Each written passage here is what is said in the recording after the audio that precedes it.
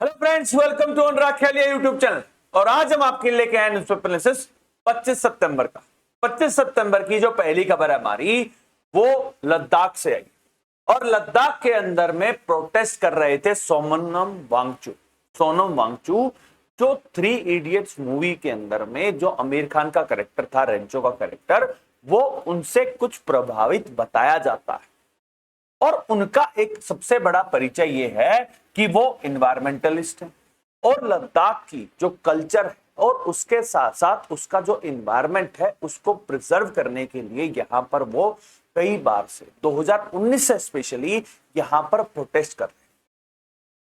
यहां पर सबसे पहले जरूरी बात यह आती है कि जो मैंने अभी भी कहा कि 2019 से वो लद्दाख के लिए यहां पर प्रोटेस्ट कर रहे हैं। तो 2019 में क्या हुआ? 5 अगस्त 2019 को आर्टिकल 370 जो है हमारे संविधान का हटा दिया गया था। और 370 के हटने के बाद जो जम्मू कश्मीर है वो एक यूनियन टेरिटरी बना दिया था और लद्दाख को पहली बार जो जम्मू कश्मीर स्टेट से अलग हटकर यहां पर यूनियन टेरिटरी बनाया गया। उसके बाद से अक्टूबर 2019 से लद्दाख के अंदर में प्रोटेस्ट चल रहा है और यहां पर उनकी कई सारी डिमांड्स थी। और उन डिमांड्स के अंदर में एक डिमांड ये थी कि लद्दाख को स्टेटहुड मिल जाना चाहिए, कि अब लद्दाख जो है यूनियन टेरिटरी ना होकर स्टेट बने। और उसके साथ साथ जो लद्दाख है उसको 6 शेड्यूल के अंदर में डाल देना चाहिए। ये उनके कुछ प्रमुख डिमांड थे। इसके साथ साथ ये भी डिमांड थी कि लद्दाख के अंदर में रिजर्वेशन भी होना चाहिए। जो लद्दाखी एसटी ट्राइब है उनको यहाँ पर रिजर्वेशन मिलना चाहिए और जो लद्दाख की जो लैंग्वेज है उनको यहाँ पर इंप्लीमेंट करना चाहिए। लद्दाख के अंदर में जो अनएम्प्लॉयमेंट है जिस तरह से बढ़ गया था 2019 के बाद से, जिस तरह से रिक्रूटमेंट नहीं हो रही थी, वो सब होनी चाहिए। यहां पर एक सीरीज ऑफ टॉक्स जो है वो होम मिनिस्ट्री के साथ हुई और यहां पर इसी साल जो लद्दाख की बहुत सारी जो डिमांड्स हैं वो फुलफिल कर दी गई थी। यहां पर जिस तरह से जो रिजर्वेशन है, एसटी का रिजर्वेशन लद्दाख के अंदर में जो पहले 45% होता था उसको बढ़ाकर 84% कर दिया गया था। और यहां पर 1/3 रिजर्वेशन जो है वो वुमेन के लिए दे दिया गया था। यहां पर लद्दाख की जो ऑफिशियल लैंग्वेज है वो बोटी और पुर्गी कर दी गई थी। यहां पर एक ग्रेजुअल चेंज जो है वो लद्दाख के अंदर में हो रहा था, जहां पर लद्दाखी पीपल के साथ मिलकर यहां पर कार्रवाई हो रही थी। लेकिन सोनम वांगचुक ने यहां पर 35 दिन से वो एक आमरण अनशन के ऊपर में बैठे हुए थे, हंगर स्ट्राइक के ऊपर थे। और यहां पर जो ये स्ट्राइक है कल वो वॉयलेंट हो गई और जो वॉयलेंट प्रोटेस्ट हुआ उसे बहुत सारे लोग जो है वो जेनजी प्रोटेस्ट कह रहे हैं। जेनजी प्रोटेस्ट जिस तरह से मैंने आपको बताया था कि जो नेपाल के अंदर में हुआ था उसी तरह का प्रोटेस्ट जो है वो लद्दाख के अंदर में देखा गया, लेह के अंदर में देखा गया, जिसके अंदर में 4 लोग जो है वो मारे गए हैं और 30 से ज्यादा जो है वो इंजर्ड हो चुके हैं। यहां पर जो प्रोटेस्टर्स हैं उन्होंने 2 मेन बिल्डिंग्स को यहां पर टारगेट किया, जिसके अंदर में पहली बिल्डिंग जो थी वो बीजेपी का जो दफ्तर है लेह के अंदर में, और दूसरा था लद्दाख हिल काउंसिल का जो दफ्तर है। यहां पर आगजनी की गई, तोड़फोड़ की गई। सीआरपीएफ की एक जो बस है उसको आग के हवाले कर दिया गया और लद्दाख के अंदर में जो शांति है वो यहां पर बिगड़ गई। इसके बाद जो सोनम वांगचुक है उन्होंने अपना जो फास्ट था उसको कॉल ऑफ कर दिया, प्रोटेस्ट अब नहीं हो रहा। यहां पर एक और बात आ रही है और मैंने आपको अभी 2 दिन पहले बताया भी था कि हमारे minister of state home ministry के अंदर में जो नित्यानंद राय हैं, यहां पर उन्होंने कहा था कि अक्टूबर 7 को वो जाएंगे और यहां पर होम मिनिस्ट्री एक प्रॉपर लेवल की मीटिंग करने वाली है। 26 सितंबर को भी जो डेलीगेशन है वो लद्दाख के अंदर में यहां पर प्रोटेस्टर से बातचीत करने वाला था, लेकिन यहां पर प्रोटेस्ट जो है वो उग्र हो गया है। यहां पर बहुत सारे लोग ये कह रहे हैं कि ये जनजी प्रोटेस्ट है और जिस तरह से अरब स्प्रिंग हुआ था अरब नेशंस के अंदर में, उसी तरह का प्रोटेस्ट जो है वो लद्दाख के अंदर में। यहां पर अब बीजेपी का मुख्यालय जलाया गया है लद्दाख के अंदर में। बीजेपी के जो स्पोक्स पर्सन है और एमपी हैं समित पात्रा, यहां पर उन्होंने कल प्रेस कॉन्फ्रेंस के अंदर में कहा कि जिस तरह से ये जो प्रोटेस्ट वॉयलेंट हुआ है यहां पर इसके अंदर में कांग्रेस जिम्मेवार है। और कांग्रेस जिम्मेवार इस तरह से है क्योंकि कांग्रेस पार्टी के जो एक काउंसलर हैं तंजिंग तसंग, यहां पर वो देखे गए किस तरह से उन्होंने उकसाया लोगों को वो पत्थरों के साथ देखे गए, वीडियो फुटेज मिली है, यहाँ पर उनकी फोटो मिली है। और यहाँ पर समित पात्रा ने बताया कि राहुल गांधी जी के साथ जो उनके काउंसलर चलते हैं, यहाँ पर मेन वो कल्प्रिट जो प्रोटेस्ट चल रहा था, नॉर्मल प्रोटेस्ट था, जिस तरह से वायलेंट हुआ है, यहाँ पर कांग्रेस पार्टी जिम्मेवार है। अब ये सारी की सारी एलिगेशंस लग चुकी हैं और यहाँ पर जो लद्दाख जो लेफ्टिनेंट गवर्नर हैं कविंदर गुप्ता जी, यहाँ पर उन्होंने कल जो लद्दाखी पीपल है उनको एड्रेस करते हुए यहाँ पर पीस के लिए कहा। लेकिन इस बीच में कुछ पॉइंट निकल के आते हैं। सबसे पहले लद्दाख की आप ज्योग्राफिकल लोकेशन देखिए। लद्दाख जो है वो बॉर्डर शेयर करता है चाइना के साथ और पाकिस्तान के साथ भी।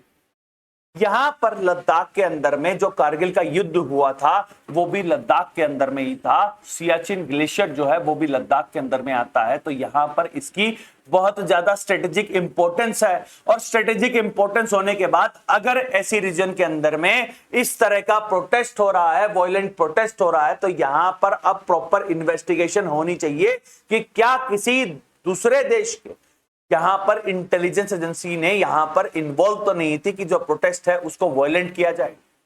और यहां पर हमारी सेंट्रल होम मिनिस्ट्री से भी सवाल पूछे जाने चाहिए कि लद्दाख एक यूनियन टेरिटरी है और यूनियन टेरिटरी होते तहत यहां पर उनका पूरा अधिकार बनता है, उनका पूरा दायित्व बनता है कि लद्दाख के अंदर में इस तरह की घटनाएं नहीं होनी चाहिए थी।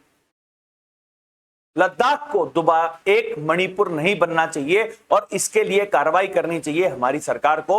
और अब देखना यह होगा कि जिस तरह से बीजेपी ने यहां पर कांग्रेस को टारगेट किया है, क्या इसके अंदर में कोई सच्चाई है।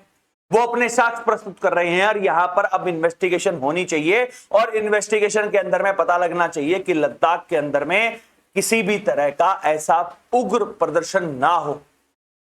लद्दाखी पीपल्स की जो डिमांड है उन सबको यहां पर फुलफिल करना चाहिए। अगर स्टेटहुड नहीं मिल सकता है तो उनको बताया जाए कि क्यों नहीं मिल पा रहा है, क्या वजह है। और 6 शेड्यूल के अंदर में जो एसटी लोगों को यहां पर जो संरक्षण मिलता है वो यहां पर क्यों नहीं देना चाह रही है सरकार, उनको बताना चाहिए। लद्दाख जो है वो पूरे देश के जो जितने भी युवा हैं उनके लिए एक एडवेंचर स्पोर्ट की जगह, एक एडवेंचर जगह की तरह है, जहां पर सबके सब चाहते हैं कि रोड ट्रिप होनी चाहिए।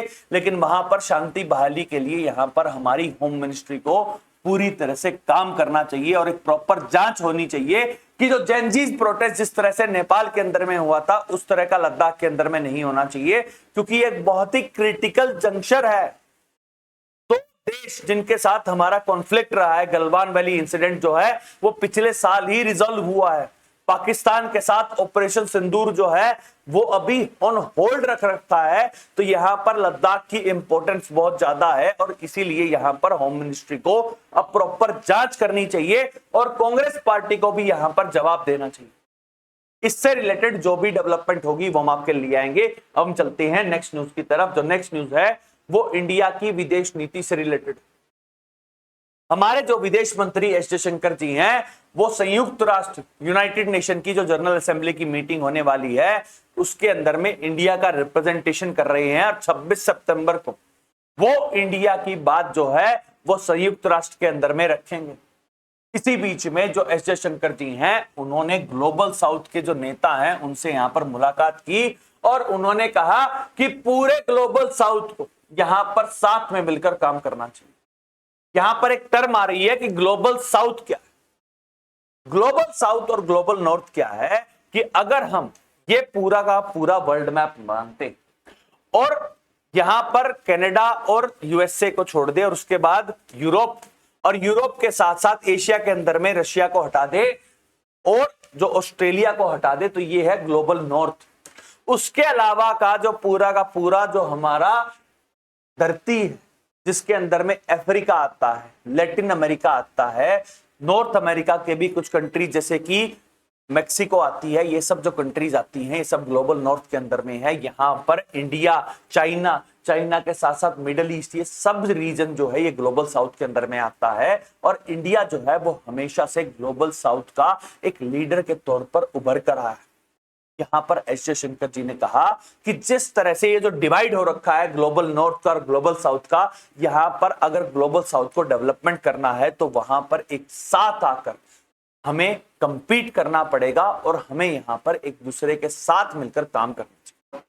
जो नेक्स्ट खबर आ रही है हमारी, वो पीयूष गोयल जी जो हमारे कॉमर्स मिनिस्टर हैं उनसे रिलेटेड है। जो पीयूष गोयल है वो इंडिया का जो डेलीगेशन गया है यूएस से, जो इंडिया यूएसए के बीच में जो एक कॉम्प्रिहेंसिव पार्टनरशिप होने वाली थी जिसको फ्री ट्रेड एग्रीमेंट भी कहा जा सकता है, यहां पर इंडियन डेलीगेशन को हेड कर रहे हैं। यहां पर पीयूष गोयल जी ने कहा कि इंडिया यूएसए के बीच में जो एनर्जी ट्रेड है वो यहां पर बढ़ सकता है। यहां पर उन्होंने कहा कि इंडिया जो है वो एक नेट इंपोर्टर है, हम एनर्जी की हमारी जो नीड्स है वो हमेशा इंपोर्ट करते हैं और यहां पर इंडिया और यूएसए के बीच में जो फ्री ट्रेड एग्रीमेंट है, यहां पर जो एनर्जी का जो ट्रेड है वो बैरियर अब खत्म किए जा सकते हैं। इंडिया के ऊपर जिस तरह से 25% एडिशनल टैरिफ इसलिए लगे हैं क्योंकि हम रशियन ऑयल को परचेज कर रहे हैं। यहां पर जिस तरह का कथन अब पीयूष गोयल जी का आया है वो ये बताता है कि इंडिया अगर डाइवर्सिफाई कर दे तो उसकी वजह से जो इंपैक्ट 50% के जो टैरिफ लगे हैं वो हट जाएंगे।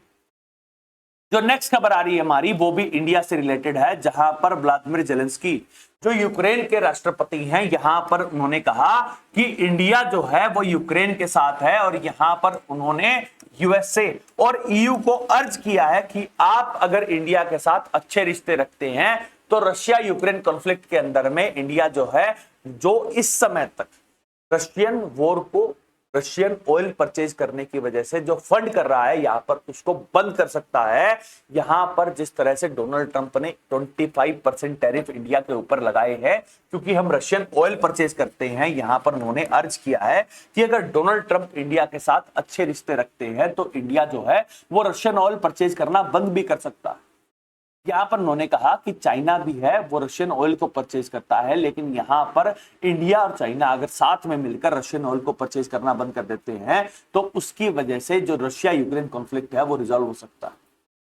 ऐसी ही बात जो है वो डोनाल्ड ट्रंप ने भी कही थी और डोनाल्ड ट्रंप ने तो ईयू के ऊपर भी ये कहा था कि यूरोपियन यूनियन जो है वो अभी तक रशियन ऑयल को परचेज कर रही है और यहां पर अब चाहिए कि ईयू जो है वो अब डाइवर्सिफिकेशन करे और रशियन ऑयल और नेचुरल गैस के ऊपर में जो अपनी निर्भरता है उसको खत्म करे। यहां पर ईयू ने यह भी कहा है कि वो भी अब अपनी जो एनर्जी इंपोर्ट्स है उनको बंद कर रहे। ये कथन जो है ये जेलेंस्की ने की तरफ से आया, लेकिन यहां पर मैं आपको एक रियलिटी चेक दिखाना चाहता हूं। रियलिटी चेक ये है कि 2022 के अंदर में जो रशिया यूक्रेन कॉन्फ्लिक्ट है वो शुरू हुआ था 24 फरवरी को। यहां पर अब 2025 चल रहा है और 2025 के दरमियान 3 साल से ऊपर का समय हो चुका है। क्या आपको यह बात पता है कि 2024 तक जो यूक्रेन है वो पैसे लेता था रशिया से जो उसकी पाइपलाइन का इस्तेमाल करता था, जो यूरोप को जो नेचुरल गैस प्रोवाइड करता था। 1 जनवरी 2025 से जो डील है वो कैंसिल हुई है, उससे पहले यूक्रेन पैसे लिया करता था रशिया से। यूरोपियन यूनियन 2022 से लेकर 2025 तक लगभग 19 राउंड ऑफ यहां पर सैंक्शंस लगा चुकी है रशिया के ऊपर में, लेकिन अभी भी जो यूरोपियन यूनियन है वो अपनी नेचुरल गैस जो है वो अभी भी रशिया से ही परचेज करती है। यहां पर किस तरह का बर्ताव जो है वो ईयू कर रहा है।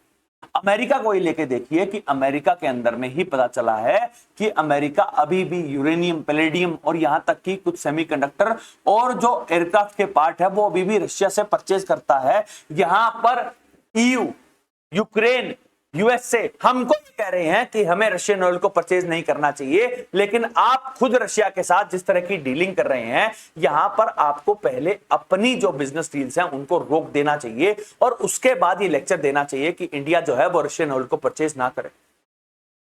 अब चलते हैं नेक्स्ट न्यूज की तरफ। जो नेक्स्ट न्यूज हमारी वो बिहार से आई है और बिहार के अंदर में जो CWC कांग्रेस वर्किंग कमेटी की जो मीटिंग है वो 1940 के बाद पहली बार हुई और यहां पर राहुल गांधी जी और मल्लिकार्जुन खड़गे जो प्रेसिडेंट हैं कांग्रेस पार्टी के, यहां पर उन्होंने एक शपथ पत्र जारी किया। यहां पर उन्होंने कहा कि अति पिछड़ा न्याय संकल्प पत्र जो है यहां पर जारी करते हुए उन्होंने कहा कि जो 10 पॉइंट है वो यहां पर जारी कर रहे हैं। बिहार के अंदर में अभी इलेक्शंस होने वाले हैं और इसीलिए कांग्रेस पार्टी यहां पर चाहती है कि जो महागठबंधन है जिसके अंदर में कांग्रेस, आरजेडी जो पार्टी है और इन सब का जो गठबंधन है यहां पर इस बार चुनाव जीते और सरकार बनाए और इसीलिए जो ये संकल्प पत्र है ये जारी किया गया। इससे पहले जो राहुल गांधी जी हैं, जो बिहार के अंदर में एसआईआर हो रहा है उससे रिलेटेड जो वोट अधिकार यात्रा है वो निकाली थी। और अब यहां पर जो संकल्प पत्र जारी किया है, अब देखना ये होगा कि अक्टूबर नवंबर के अंदर में इलेक्शंस होने वाले हैं बिहार के अंदर में, और वहां पर कौन जीत कर आता है। क्योंकि लगभग पिछले 20 साल से जो नीतीश कुमार हैं वो यहाँ पर चीफ मिनिस्टर रहे हैं, जहां पर उन्होंने एनडीए के साथ, उसके बाद महागठबंधन के साथ, फिर एनडीए के साथ, और फिर महागठबंधन के साथ, फिर एनडीए के साथ यहाँ पर अपनी सरकार चलाई है। तो क्या इस बार बिहार के अंदर में जो सरकार है वो परिवर्तन होगी? जो नेक्स्ट खबर आ रही है हमारी वो इलेक्शन कमीशन से रिलेटेड है, जहां पर इलेक्शन कमीशन ने अब कुछ रूल्स जो हैं उनके अंदर में बदलाव किया। राहुल गांधी जी जो लीडर ऑफ ऑपोजिशन है, यहां पर उन्होंने एक प्रेस कॉन्फ्रेंस की थी जहां पर उन्होंने कहा कि कर्नाटका की जो एक अलंद विधानसभा की सीट है, यहां पर लगभग 6000 जो वोटर्स हैं उनके नाम हटाने के लिए ऑनलाइन आवेदन किए गए थे। यहां पर इलेक्शन कमीशन ने अब बदलाव करते हुए ये कहा है कि अगर किसी का एडिशन, डिलीशन या करेक्शन करवाना है, और करेक्शन करवाने के लिए अगर ऑनलाइन प्रक्रिया का आप इस्तेमाल करना चाहते हैं, तो यहां पर ई साइन का जो फीचर है यहां पर लॉन्च कर दिया गया है। जिस तरह से राहुल गांधी जी ने यहां पर जो एलिगेशन लगाई थी उनको यहां पर विराम देने के लिए, यहां पर इलेक्शन कमीशन ने पहले भी कहा कि 6000 से ज्यादा आवेदन आए थे, लेकिन इलेक्शन कमीशन यहां पर मुस्तैद था और सिर्फ 24 जो लीगल जो वोट कटने थे उनको ही कटा था। यहां पर जिस तरह से क्लेम आए थे, अब उनके ऊपर भी स्क्रूटनी जो है वो इलेक्शन कमीशन ने लगा दी। अब चलते हैं नेक्स्ट खबर की तरफ। जो नेक्स्ट खबर है वो उत्तर प्रदेश से है, और उत्तर प्रदेश के अंदर में इलाहाबाद हाईकोर्ट की एक सिंगल बेंच की फैसले ने यहां पर एक बवाल मचा दिया। यहां पर इलाहाबाद हाईकोर्ट ने एक फैसला दिया था, और जहां पर यह कहा गया था कि जितनी भी जो एफआईआर्स हैं जो यूपी के अंदर में रजिस्टर की जाती हैं, यहां पर उसके अंदर में जो कास्ट का नाम है वो नहीं होना चाहिए। यहां पर जो SC ST एट्रोसिटीज एक्ट है उसके तहत यहां पर अगर ये मामला दर्ज किया जाता है, वहीं पर कास्ट को मेंशन किया जाना चाहिए। यहां पर इलाहाबाद हाईकोर्ट का एक फैसला यह भी आया था कि जो व्हीकल्स है उनके ऊपर में जो जाति सूचक शब्दों का इस्तेमाल किया जाता है, यहां पर उसके ऊपर भी रोक लगाई जानी चाहिए। और यह फैसला इलाहाबाद हाईकोर्ट का आया था, और उसके बाद जो यूपी की योगी आदित्यनाथ की सरकार है, यहां पर उन्होंने एक फैसला दिया था जहां पर उन्होंने कहा कि जितने भी जो कम्युनिटी ग्रुप्स हैं, जो रैलीज हैं, जो कास्ट बेस्ड रैली होती हैं, उनके ऊपर यहां पर रोक लगा दी गई थी। और जितने भी व्हीकल्स हैं उनके ऊपर अब अपनी जाति का जो चिन्ह है वो यहां पर नहीं लगा सकते। इसके बाद अब यहां पर जो प्रोटेस्ट है वो हो रहा है, जहां पर उन्होंने कहा कि कई सारे ग्रुप जिसके अंदर में दलित है, गुज्जर है, कुर्मी ऑर्गेनाइजेशंस हैं, यहां पर इसका विरोध कर रही है। और यहां पर उन्होंने कहा कि जिस तरह से पुनर्जागरण होना चाहिए, दलितों का जिस तरह से शोषण हुआ है, यहां पर जो ऑर्गेनाइजेशंस अब बनाई गई हैं, यहां पर उनके उत्थान के लिए जो ये रैलियां हैं ये होनी चाहिए। और अब जिस तरह से इलाहाबाद हाईकोर्ट का फैसला यहां पर सरकार ने इंप्लीमेंट किया है, उसकी वजह से अब प्रोटेस्ट देखा जा रहा है। अब देखना यह होगा कि जब फैसला आया था ये सिंगल बेंच का फैसला था, क्या डबल बेंच के अंदर में जो यूपी की सरकार जा रही है और यूपी की सरकार ने जो इलाहाबाद हाईकोर्ट का फैसला यहां पर इंप्लीमेंट किया है, क्या इसके अंदर में कोई बदलाव आएगा? अब हम चलते हैं नेक्स्ट न्यूज की तरफ। जो नेक्स्ट न्यूज है वो जुडिशरी से आई, जहां पर पहली खबर जो है वो कर्नाटका से आई। और कर्नाटका की जो खबर है वो इंपॉर्टेंट इसीलिए हो जाती है क्योंकि वो ट्विटर, जिसको अब एक्स कहा जाता है, उससे रिलेटेड। यहां पर मेन बात ये थी कि एक्स जो है उसके ऊपर में IT एक्ट लगता है, और IT एक्ट के तहत यहां पर सेंट्रल गवर्नमेंट और स्टेट गवर्नमेंट ने कुछ रिस्ट्रिक्शंस लगा रखी थी, और ये कहा था कि कुछ ऑब्जेक्शनेबल जो मटेरियल है उसको यहां पर अपने प्लेटफॉर्म से हटाना है। और एक्स जो है वो कर्नाटका हाईकोर्ट के अंदर में चला गया। यहां पर कर्नाटका हाईकोर्ट ने ये कहा कि जो रूल्स एंड रेगुलेशंस है वो जरूरी है, और हर एक देश जो है वो हर एक मीडिया प्लेटफॉर्म के ऊपर में ये रूल एंड रेगुलेशन लगाता है। इंडिया के अंदर में भी ये जो रूल है ये लगते हैं, और सेक्शन 79 जो है इंफॉर्मेशन टेक्नोलॉजी का जो एक्ट है उसके तहत यहाँ पर जो ट्विटर है उसके तहत ही यहाँ पर काम करना पड़ेगा। यहाँ पर जो कमेंट वो भी यहाँ पर एक और कमेंट जो कर्नाटका हाईकोर्ट ने कहा कि जब भी कोई मामला जो संवेदनशील है, जिसके अंदर में वुमेन से रिलेटेड कोई मामला है, चाइल्ड से रिलेटेड जो मामला है, यहाँ पर जो अभिव्यक्ति की आजादी के हिसाब से जो एक्स है, यहाँ पर कोई भी जो वीडियो है उसको पोस्ट नहीं किया जा सकता है। यहाँ पर जो स्क्रूटनी अगर स्टेट गवर्नमेंट ने या सेंट्रल गवर्नमेंट ने लगाई है, उनके अनुसार ही सोशल मीडिया प्लेटफॉर्म को चलना पड़ेगा। जो नेक्स्ट खबर आ रही है हमारी वो सुप्रीम कोर्ट से है, जहां पर सुप्रीम कोर्ट के अंदर में जो बलवंत सिंह जी की जो एक याचिका है उससे रिलेटेड यहां पर एक पिटीशन लगाई गई। बलवंत सिंह जी जो बेन सिंह जो चीफ मिनिस्टर होते थे पंजाब के, उनकी हत्या के मामले के अंदर में यहां पर दोषी और लगभग 3 डिकेड से यहां पर जेल के अंदर में बंद है। यहां पर मुकुल रोहतंगी जो उनके वकील हैं, यहां पर उन्होंने सुप्रीम कोर्ट से पूछा कि उनकी जो सजा है, जो फांसी की सजा तो 2007 में हो जानी चाहिए थी, लगभग 2 डिकेड जा चुके हैं, 30 साल से वो जेल के अंदर में बंद हैं। यहां पर उनकी जो मेंटल स्टेट है वो खराब होती जा रही है। और उसके बाद अब सुप्रीम कोर्ट ने यहां पर सवाल पूछा है सेंट्रल गवर्नमेंट से, और ये पूछा है कि राजपुरिया जी की जो याचिका है उसके ऊपर में, मर्सी पिटीशन के ऊपर में सेंट्रल गवर्नमेंट कब फैसला देगी। और यहां पर जो 30 साल से एक इंसान जो जेल के अंदर में बंद है, जिसकी सजा हो चुकी है, मुकर्रर हो चुकी है, डेथ पेनल्टी मिल चुकी है, 2007 से एक बात मान के चलिए, एक इंसान को यह पता है कि उसको फांसी लगने वाली है और 20 साल गुजरने वाले हो रखे हैं और अब तक उसको सजा नहीं मिली है, तो यहां पर उसकी मेंटल स्टेट क्या होगी। और इसी का संज्ञान लेते हुए अब सुप्रीम कोर्ट ने सेंट्रल गवर्नमेंट से सवाल पूछा। हम चलते हैं नेक्स्ट न्यूज की तरफ। जो नेक्स्ट न्यूज है हमारी वो सुप्रीम कोर्ट से है, जहां पर सुप्रीम कोर्ट के अंदर में हमारे जो सीजीआई जस्टिस बी.आर. गवई है, यहां पर उन्होंने कहा है कि जो 5000 से ज्यादा जो डिस्ट्रिक्ट कोर्ट्स के अंदर में जो पोस्ट यहां पर वैकेंट है, उनके अंदर में जल्दी रिक्रूटमेंट होना चाहिए। Justice B R. गवई ने कहा कि रिक्रूटमेंट होना चाहिए, और रिक्रूटमेंट के अंदर में जिस तरह से सुप्रीम कोर्ट का फैसला आया था कि जो एक्सपीरियंस लोग यहां पर वही जो है जुडिशरी के अंदर में आ सकते हैं, उन सबको भी इंप्लीमेंट करना चाहिए। यहां पर जस्टिस बी.आर. गवई ने कहा कि जिस तरह से जुडिशरी के अंदर में जो पेंडेंसी है, यहां पर जो जजेस अगर आएंगे तो उसके बाद ही जो न्याय है वो मिल पाएगा। जो नेक्स्ट खबर आ रही है हमारी वो भी सुप्रीम कोर्ट से है, जहां पर सुप्रीम कोर्ट ने अब महाराष्ट्र सरकार को यहां पर एक अल्टीमेटम दिया और उन्होंने कहा कि 2016 से जो सुरेंद्र गैडलिंग है उनके खिलाफ यहां पर मामला लंबित है और अभी तक जो कार्रवाई है वो यहां पर नहीं हुई है। यहां पर सुप्रीम कोर्ट ने अब महाराष्ट्र गवर्नमेंट को कहा है कि जो जिस तरह से डिले हो रहा है जो केस के अंदर में, यहां पर जल्दी जल्दी सुनवाई होनी चाहिए। जो लास्ट खबर आ रही है हमारी वो तमिलनाडु हाईकोर्ट से है, जहां पर तमिलनाडु हाईकोर्ट ने ये कहा है कि जो बीएसपी के प्रेसिडेंट, जो तमिलनाडु के बीएसपी के प्रेसिडेंट थे के आर्मस्ट्रॉन्ग, उनकी जिस तरह से हत्या कर दी गई थी जुलाई 2024 के अंदर में, अब इसकी जो जांच है वो तमिलनाडु पुलिस ना करते हुए सीबीआई को दे दी है। और यहां पर जो डिजीज है, उनके जो भाई है, उन्होंने यहां पर डिमांड रखी थी कि जुलाई 2024 के अंदर में उनके भाई की हत्या कर दी गई थी। लगभग 1 साल से ज्यादा का समय हो चुका है और यहां पर सरकार जो है और तमिलनाडु पुलिस जो है वो विफल रही है, इसलिए इस केस को सीबीआई को ट्रांसफर कर देना चाहिए। और अब मद्रास हाईकोर्ट का जो फैसला है वो यहां पर आ चुका है और अब सीबीआई इस बात मामले की जांच करेगी।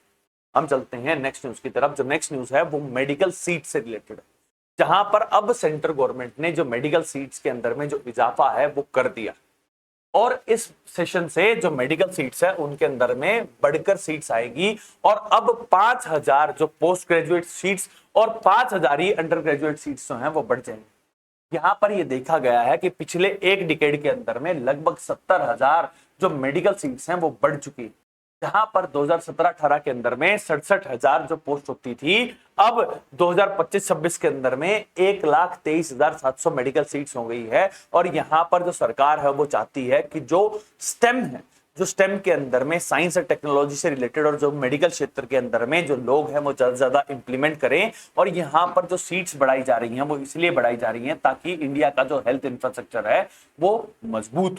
तो नेक्स्ट न्यूज आ रही है वो न्यू दिल्ली से, और न्यू दिल्ली के अंदर में एक इंस्टीट्यूट के जो एडमिनिस्ट्रेटिव ऑफिसर के तौर पर काम कर रहे थे चित्यानंद सरस्वती जी, यहां पर अब वो फरार है। और फरार होने के बाद यहां पर जब उनके घर के अंदर में तलाशी की गई, यहां पर फेक कार प्लेट देखी गई हैं और कई गाड़ियां भी मिली। यहां पर मुद्दा क्या है कि दिल्ली के अंदर में एक इंस्टीट्यूट है जहां पर चित्यानंद सरस्वती जी जो है वो एक एडमिनिस्ट्रेटिव पोस्ट के अंदर में थे और यहां पर उनके खिलाफ मोलेस्टेशन का मामला था, जहां पर जो उनके इंस्टीट्यूट के अंदर में पढ़ने वाली जो 17 वहां पर जो स्टूडेंट्स हैं, फीमेल स्टूडेंट, यहां पर उन्होंने कहा कि उनको गलत गलत मैसेजेस जो हैं यहां पर भेजे थे चित्यानंद जी ने, और उनके खिलाफ अब दिल्ली पुलिस ने कार्रवाई की है और एक लुकआउट नोटिस जो है वो जारी कर दिया गया।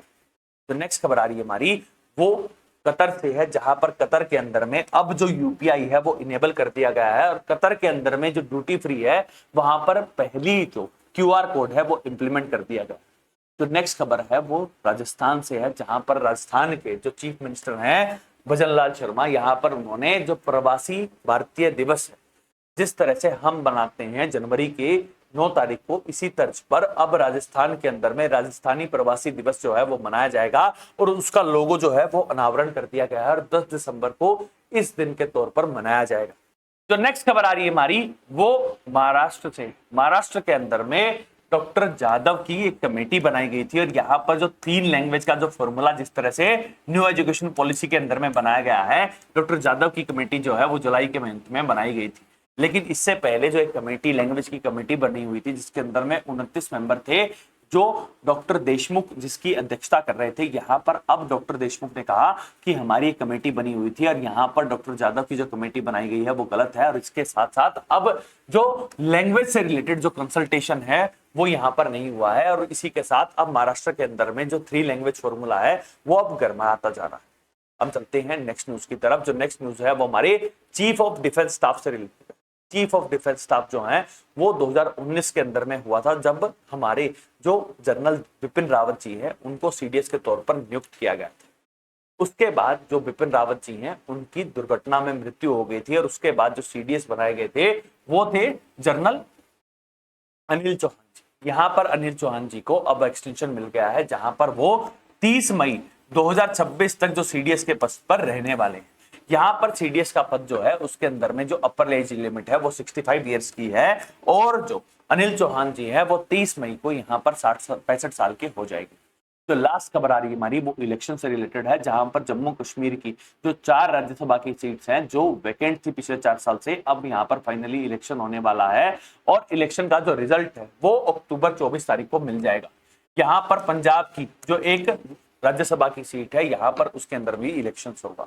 अब चलते हैं इंटरनेशनल न्यूज की तरफ, जहां पर पहली खबर जो है वो यूनाइटेड नेशन की जनरल असेंबली की मीटिंग से रिलेटेड है, जहां पर मैंने आपको आधी बात बताई थी, जहां पर जेलेंस्की ने इंडिया से ये कहा था कि इंडिया जो है वो रशिया यूक्रेन कॉन्फ्लिक्ट के अंदर में यूक्रेन की मदद कर सकता है। लेकिन यहाँ पर डोनाल्ड ट्रंप और EU को यहाँ पर चाहिए कि वो इंडिया के साथ अच्छे रिश्ते रखे और उसके बाद ही रशिया के साथ जो उनका जो अलाइनमेंट है वो यहाँ पर हट सकता है। वहीं पर डोनाल्ड ट्रंप ने अब एक बात कही है कि वो चाहते हैं कि जो यूक्रेन ने जिस तरह से अपनी टेरिटरी को यहाँ पर खो दिया है वो टेरिटरी वापस गेन की जा सकती है अगर नेटो और उसके साथ साथ जो EU है यहाँ पर साथ में मदद करे। यहाँ पर उन्होंने कहा कि रशिया के पास इतनी मिलिट्री पावर नहीं है, अगर उसके पास इतनी मिलिट्री पावर होती तो 2022 के अंदर में ये कॉन्फ्लिक्ट शुरू हुआ था, 2025 आ चुका है और यहाँ तक अभी तक जो यूक्रेन है उसके ऊपर पूरा कब्जा नहीं कर पाए हैं। अभी भी जो जेलेंस्की है वो यहाँ पर राष्ट्रपति। यहाँ पर डोनाल्ड ट्रंप ने जो अरब नेशंस हैं उनके जो लीडर्स हैं उनसे साथ भी मुलाकात की है और यहाँ पर जो यूनाइटेड नेशन की जनरल असेंबली की मीटिंग के अंदर में जो अर्दवान उन्होंने जो टर्की की तरफ से यहाँ पर रिप्रेजेंटेशन कर रहे थे, उन्होंने कश्मीर का मुद्दा भी यहाँ पर उठाया।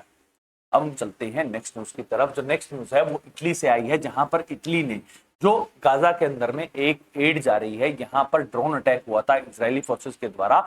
यहाँ पर अब इटली ने अपनी जो एक शिप है यहाँ पर असिस्टेंस के लिए भेजी है, ताकि जो गाजा के अंदर में जो ह्यूमैनिटेरियन एड जा रही है, जिसके अंदर में लगभग 16 जो छोटी छोटी नावें हैं वो गाजा के अंदर में जाकर ह्यूमैनिटेरियन एड को पहुंचाने वाली है, जिसके अंदर में बहुत सारे लॉयर्स एक्टिविस्ट भी जा रहे हैं, ताकि जो अपना रिप्रेजेंटेशन है वो रख सके, गाजा के लोगों को जो मदद है जो ह्यूमैनिटेरियन एड है वो पहुंच सके। यहाँ पर अब जो इटली की शिप है वो यहाँ पर असिस्टेंस दे रही है। अब अगर यहाँ पर किसी भी तरह का अटैक इजराइल करता है तो उसकी वजह से क्या इटली और इजराइल के बीच में कॉन्फ्लिक्ट स्टार्ट हो जाएगा, और अगर ऐसा होता है तो क्या नेटो का आर्टिकल 5 इंप्लीमेंट हो जाएगा, ये देखने की बात। जो नेक्स्ट खबर आ रही है वो भी इजराइल से रिलेटेड है, जहां पर इजराइल ने ईरान के ऊपर में हमला किया था और 12 दिन का हमला जो है वो जून के महीने में हुआ। यहाँ पर अब ईरान से जो सैटेलाइट इमेजेस आ रही हैं, अब ईरान ने जो रीडेवलपमेंट है वो शुरू कर दिया है। यहाँ पर जितनी साइट्स जो मिसाइल्स की साइट थी यहाँ पर जो हार्म हो गई थी, वहां पर अब ईरान ने प्रॉपर रिकंस्ट्रक्शन शुरू कर दिया है और जो 12 दिन का वॉर था उससे अब अपनी जो सुपीरियरिटी है, अपना जो डिफेंस सिस्टम है उसको दोबारा से बिल्ड करना शुरू कर दिया। जो नेक्स्ट खबर आ रही है वो यूरोप से, और यूरोप के अंदर में जो यूरोप के एयरपोर्ट है वहां पर हैक हो गया था, हैकिंग हो गई थी और हैकिंग की वजह से जो यूरोप के जितने भी एयरपोर्ट्स हैं वो काम नहीं कर पा रहे थे। अब यहाँ पर जो यूके पुलिस है उसने एक अज्ञात आदमी को यहाँ पर अरेस्ट कर लिया है और यहाँ पर वो मास्टरमाइंड बताया जा रहा है जिस तरह से साइबर अटैक हुआ। हम चलते हैं नेक्स्ट न्यूज की तरफ। जो नेक्स्ट दो न्यूज हैं वो यूएसए से आई, जहां पर पहली खबर जो है वो आइस से रिलेटेड है। जो इमिग्रेशन का जो डिपार्टमेंट है यहाँ पर उन्होंने डेलस के अंदर में जो शूटिंग हुई और शूटिंग के अंदर में 2 आदमी मारे गए हैं और एक यहाँ पर इंजर्ड हुआ। यहाँ पर जो इंजर्ड है वो इसीलिए हुआ है, यहाँ पर जो डोनाल्ड ट्रंप की एडमिनिस्ट्रेशन है वो इलीगल इमिग्रेंट्स को जिस तरह से यूएसए के अंदर में खोज कर वापस भेज रहे हैं, यहाँ पर अब प्रोटेस्ट देखा जा रहा है।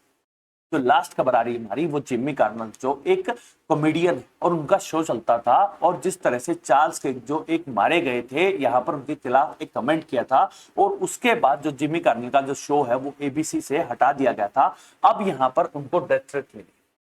अब आप एक बात सोचिए कि यूएसए के अंदर में एक तरफ जो आइस का ऑफिस है वहां पर शूटिंग हो रही है, 2 लोग मारे जा रहे हैं। जो जिम्मी कार्नर जो एक कॉमेडियन है उन्होंने अपनी अभिव्यक्ति रखी थी और अभिव्यक्ति के खिलाफ यहाँ पर डेथ थ्रेट आ रहे हैं, तो यहाँ पर क्या यूएसए के अंदर में सब कुछ ठीक है? That's all for today. Thank you very much and please subscribe to Anurag Kelly YouTube channel. Thank you.